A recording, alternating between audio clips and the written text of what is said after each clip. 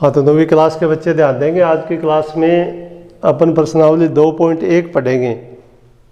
ये 2.1 प्रश्नावली आपने 7वीं 8वीं इन क्लासों में भी पढ़ी हुई है। सिर्फ आपको कुछ बिंदुओं पर ध्यान देना है।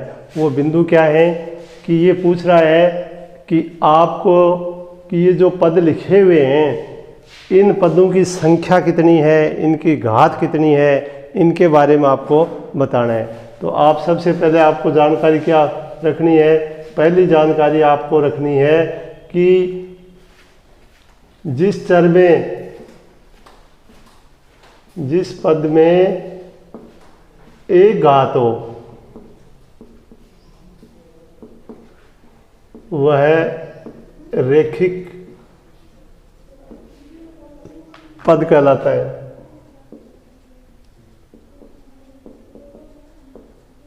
जैसे आपने बोल दिया 2t 3t 5x 10y, इस तरह से जो एक एक पद हैं और घात भी क्या है, एक है, उसको कहते हैं रैखिक पद, जिसमें घात क्या हो, एक हो। जैसे मैं यहाँ लिख दूँ 4x + 3y = 7, तो ये क्या हो गया, एक रैखिक बहुपद। यानी पदों की संख्या तो एक से अधिक हो गई लेकिन घात क्या है, एक ही है। तो ये होते हैं रैखिक बहुपद। फिर दूसरा होता है द्विघात बहुपद। जैसे नाम पर ध्यान दो, द्वि मतलब दो, यानी ऐसे पद जिसमें घात बड़ी से बड़ी जो घात हो वो दो हो। जैसे इसमें आप लिखोगे इनमें बड़ी से बड़ी घात दो होती है,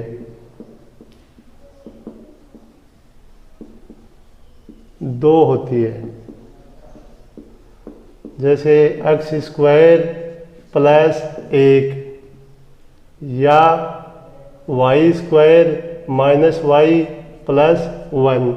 कहने का अर्थ क्या हुआ कि घात तो बड़ी से बड़ी दो ही है, पदों की संख्या एक भी हो सकती है, दो भी और तीन भी, यानी पदों की संख्या एक से अधिक हो सकती है। लेकिन द्विघात का मतलब है कि बड़ी से बड़ी घात इस पद में देखो दो है, y वाले में भी दो है। इसी तरह होता है त्रिघाती पद।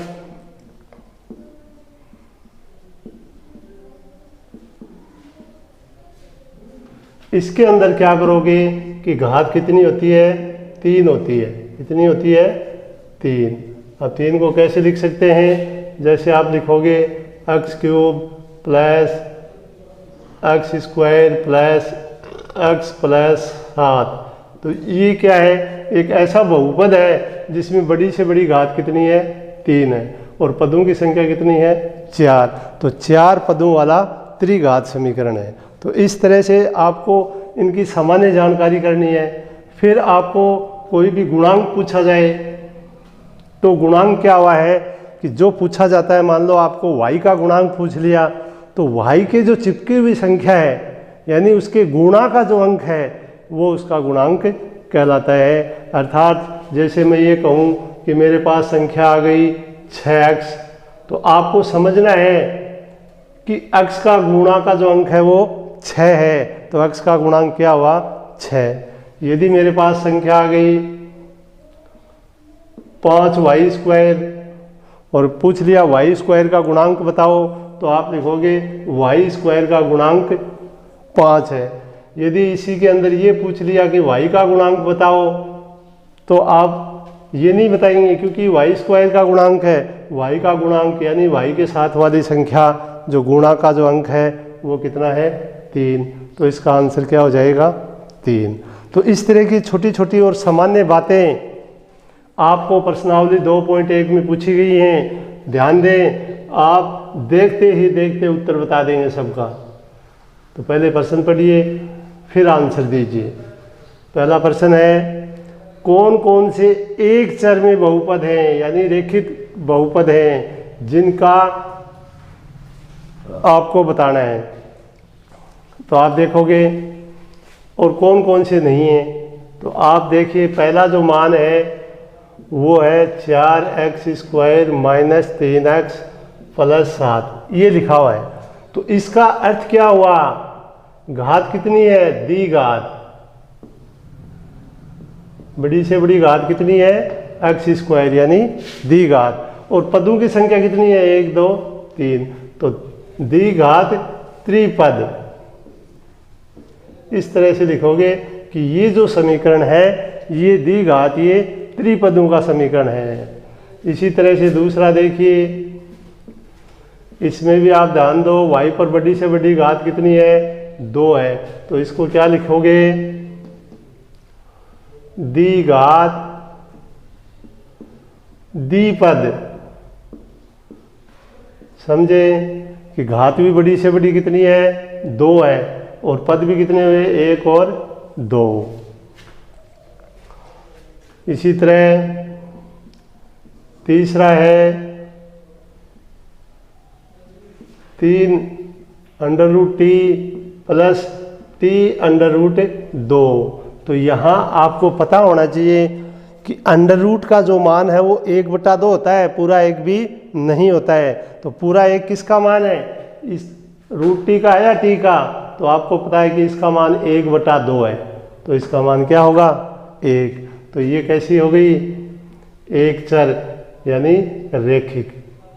एक चर का दूसरा नाम क्या है, रेखिक द्विपद। अब ये है कि रेखिक तो है लेकिन पदों की संख्या 1 और 2 है।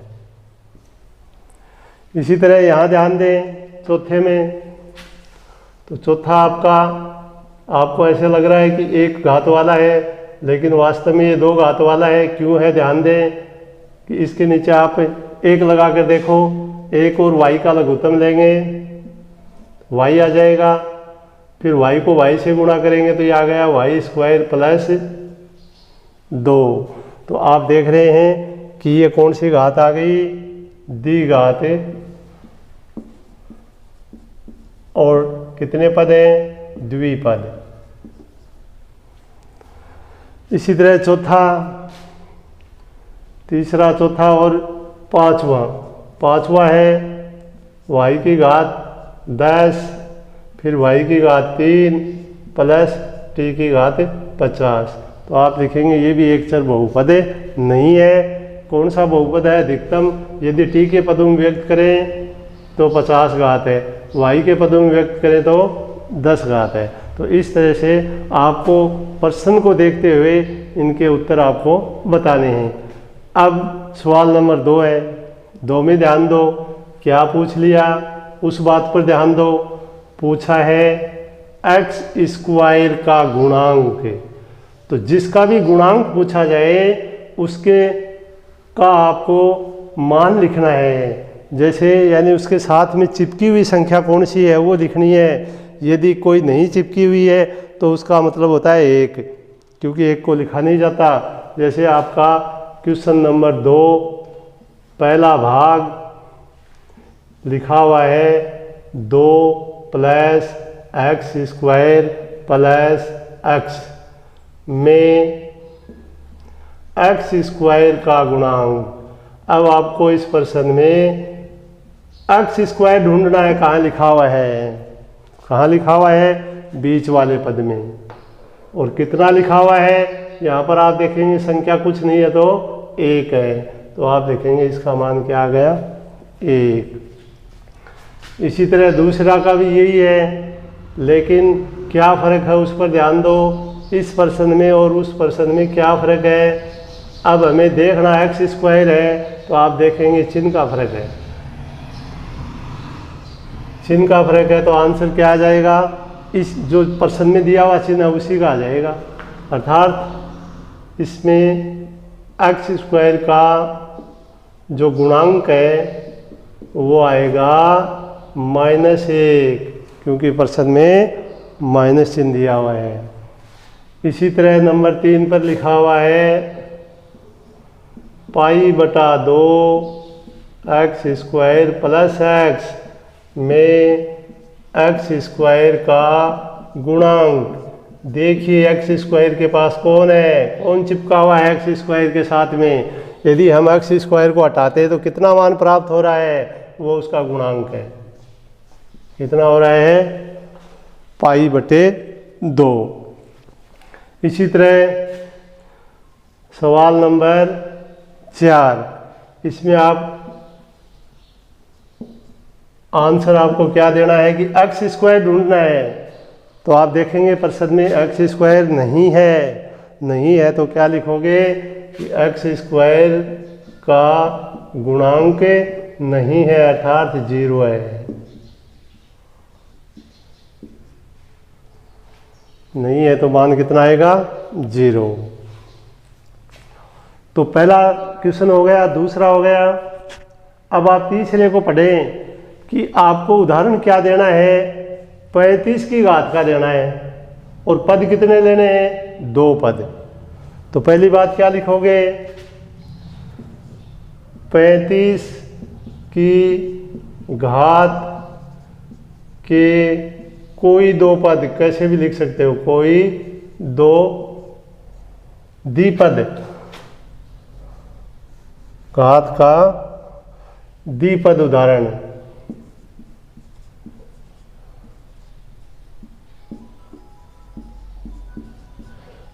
अब ABCD में किसी के ऊपर घात आप लगा दीजिए 35, बाकी कुछ भी लिख दीजिए साथ में, लेकिन संख्या 2 ही पदों में लिखनी है, क्योंकि ये क्या बता रहा है, द्विपद। घात कितनी बता रहा है, 35। जैसे अपन एक ही लिखें तो आप ये लिख दो, 1 की घात 35 प्लस एक पद जो आपके जी में आए वो लिख दो। मान लो आपके जी में आ गया 4, तो ये हो गया 35 की घात के द्विपद का उदाहरण, 1 की घात 35 प्लस 4। क्यों हो गया कि इसमें अगर आपको घात बड़ी से बड़ी पूछी जाए तो 35 है, पद पूछे जाए तो आपको गिन के बताने 1 और 2 हैं। इसी तरह 100 की घात का पूछ लिया, 100 की घात का एक पदी उदाहरण,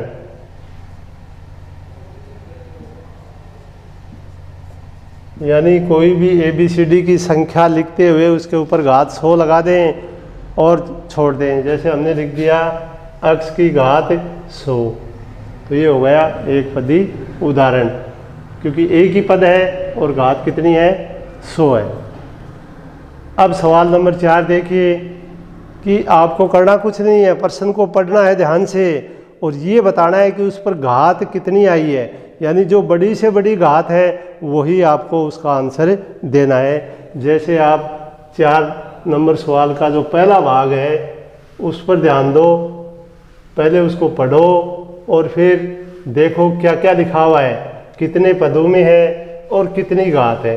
तो हमें तो आंसर सिर्फ घात का देना है, पदों को तो आपको पहचानना है। जैसे पहला भाग है उसमें दिया हुआ है 5x की घात 3, 4x की घात 2 प्लस 7x।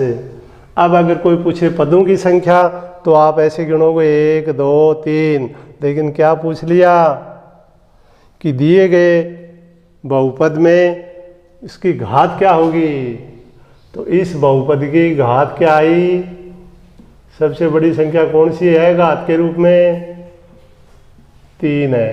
तो आप उत्तर क्या लिखोगे, 3, कि इस बहुपद की जो घात है वो 3 है। इसी तरह दूसरा देखिए 4 माइनस वाई स्क्वायर, तो ये y के पदों में है, ये सवाल x के पदों में था, ये किस में आ गया, y के पदों में। तो इस बहुपद की घात कितनी आई, 2 आई, कितनी आई, 2। और यदि पदों की संख्या पूछते तो भी पद भी कितने आते, 2 ही आते, क्योंकि 2 ही लिखे हुए, 1 और 2, लेकिन हमें पूछा घात गया है। इसी तरह तीसरा देखिए 5t माइनस √7, तो आप देखेंगे बीजीय व्यंजक t है, तो t की घात कितनी है, 1, और 1 घात वाले को क्या कहते हैं, रैखिक बहुपद। तो आप लिखोगे इस बहुपद की जो घात है वो क्या होगी, 1 होगी। और ये संख्या जो होती है ये आपको पता होना चाहिए कि कोई भी संख्या है वो चर नहीं, अचर होती है, क्योंकि इसके साथ ABCD लगी हुई नहीं है। तो आप लिखेंगे 3 एक अचर संख्या है। और अचर पद की कोई घात पूछे तो एक ही होती है, क्योंकि 3 के ऊपर एक घात लगाने पर 3 प्राप्त होता है। यदि 3 पर आप 0 घात लगा दोगे तो उत्तर 1 प्राप्त हो जाएगा। इसलिए आपको लिखना है कि एक अचर पद है और इसकी घात भी क्या है, एक ही है। अब आप 5वां सवाल भी आपको क्या है, एबेसिडे का ही सवाल है। जैसे आपको मैंने परिभाषाएं सिखाई हैं कि एक पद, बहुपद और त्रिपद क्या है। तो पहले हम देखते हैं कि रेखिक, इसका मतलब है कि बड़ी से बड़ी घात एक हो। जैसे आप देखोगे इसमें आओ तो आपको बड़ी से बड़ी 2 मिलेगी, इसमें आएंगे 3 मिलेगी, इसमें आएंगे 2 मिलेगी, इसमें आएंगे तो 1 मिलेगी, इसमें भी 1 मिलेगी, इसमें 2 है और इसमें 3 है। तो आपको इनमें से छांट के लिखने हैं, यानी आपको जो प्रश्न है वो 3 पदों में देना है। पहला है रेखिक बहुपद, रेखिक बहुपद जो परिभाषा मैंने शुरू में आपको लिखवा दी है, जिनके घात 1 हो। तो आप उसमें एक तो ये लिखेंगे 1 + x और दूसरा क्या लिखोगे 3t। ये रेखिक, यानी इनके ऊपर घात 1 है। फर्क क्या है, ये 2 पदों वाला रेखिक है और ये 1 पद वाला रेखिक है। दूसरा है द्विघात। तो मैंने परिभाषा में आपको बताया कि जिसके अंदर बड़ी से बड़ी घात कितनी हो, 2 हो, वो क्या होता है, द्विघात। तो इसमें छठों कौन कौन है आप देख रहे हैं, इसकी घात 2 है तो ये लिख दो। पहला तो क्या आएगा x² + x, फिर ये भी आएगा क्योंकि इसमें y की घात बड़ी से बड़ी 2 है। एक पद और है, वो देखो कौन सा है, वो ये है r²। अब फिर वो क्या फर्क हुआ, ये सभी तो घात तो 2 है, लेकिन यहाँ पदों की संख्या 2 है, यहाँ पदों की संख्या 3 है और इसमें पदों की संख्या 1 है। तो ये हुआ आपके द्विघात बहुपद। अब है त्रिघात। तो हमें ढूंढना है कि 3 घात किसके ऊपर है। तो आप देखेंगे क्या बच गया, ये दोनों बच गए, यहाँ भी 3 घात है और यहाँ भी 3 घात है। तो त्रिघात में क्या क्या लिखोगे, पहला तो लिखोगे x - x³ और दूसरा क्या लिखोगे 7x³। अर्थात ये 3 घात वाले 2 पद हैं। पहले में तो पदों की संख्या 2 है और दूसरे में पदों की संख्या 1 है। तो इस तरह से इस प्रश्नावली में आपको ये एक प्रकार से अभाग के सवाल हैं और परिभाषाएं अगर याद कर लोगे, एक पद, द्विपद, त्रिपद और गुणांक, चाहे x का गुणांक हो चाहे x² का गुणांक हो, तो आपको ये प्रश्नावली देखते ही सरल हो जाएगी आपके लिए। तो आज की क्लास में इतना ही।